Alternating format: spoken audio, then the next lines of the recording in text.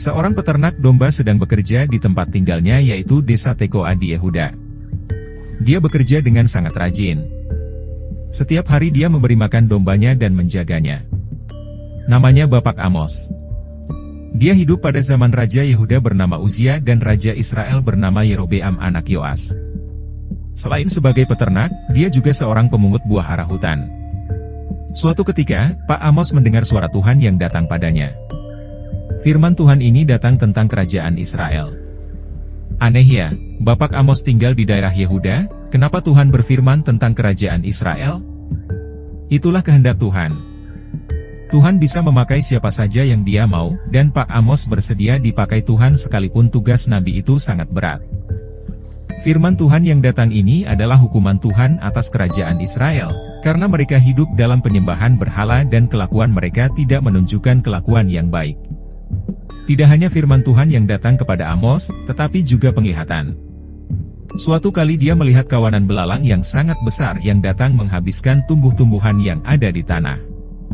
Dalam penglihatan itu, Pak Amos berkata kepada Tuhan, "Tuhan yang Maha Tinggi, ampunilah umat-Mu. Mereka terlalu kecil dan lemah, bagaimana mungkin mereka bertahan?" Tuhan mengubah rencananya dan berkata, "Yang kau lihat itu tidak akan terjadi."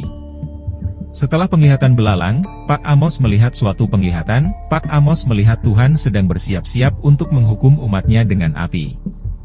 Api itu menjilat habis samudra di bawah bumi dan mulai menghanguskan ladang. Betapa terkejutnya Pak Amos melihat hal itu. Maka Amos pun berkata, "Ya Tuhan yang Maha Tinggi, hentikanlah kiranya api itu. Umat-Mu begitu kecil dan lemah, bagaimana mungkin mereka bertahan?" Tuhan mengubah rencananya lagi dan berkata, "Ini pun tidak akan terjadi." Tak lama kemudian Pak Amos melihat suatu penglihatan. Pak Amos melihat Tuhan berdiri di samping sebuah tembok yang dibangun dengan menggunakan tali pengukur tegak lurus. Di tangannya ia memegang tali pengukur itu untuk melihat apakah tembok itu tegak lurus atau tidak. Tuhan bertanya kepada Amos, "Kau melihat apa, Amos?" Amos menjawab, "Tali pengukur tegak lurus, Tuhan." Amos sadar bahwa tugas sebagai nabi sungguh tugas yang berat. Dia harus menghadapi orang-orang yang bukan dari kerajaan yang sama dengan dia. Dia harus diusir karena berkata tentang kebenaran dan membuat orang berdosa untuk bertobat. Lalu Tuhan berkata, "Aku memakai tali pengukur ini untuk menunjukkan bahwa umatku seperti tembok yang tidak lurus. Aku tak akan mengubah rencanaku lagi. Aku pasti akan menghukum mereka. Tempat-tempat yang dipakai oleh keturunan Ishak untuk beribadat akan dihancurkan. Tempat-tempat suci orang Israel akan diruntuhkan. Aku akan memusnahkan keturunan Raja Yerobeam." Seorang imam yang tinggal di Betel bernama Amazia memberitahu Raja Yerobeam bahwa Amos mengadakan kesepakatan melawan raja dan membujuk rakyat. Katanya kerajaan ini akan hancur. Tidak hanya itu, Imam Amazia mengusir Amos. Katanya, "Hai Nabi, pulanglah ke Yehuda. Berkhotbahlah di sana. Biarlah mereka yang memberi nafkah kepadamu.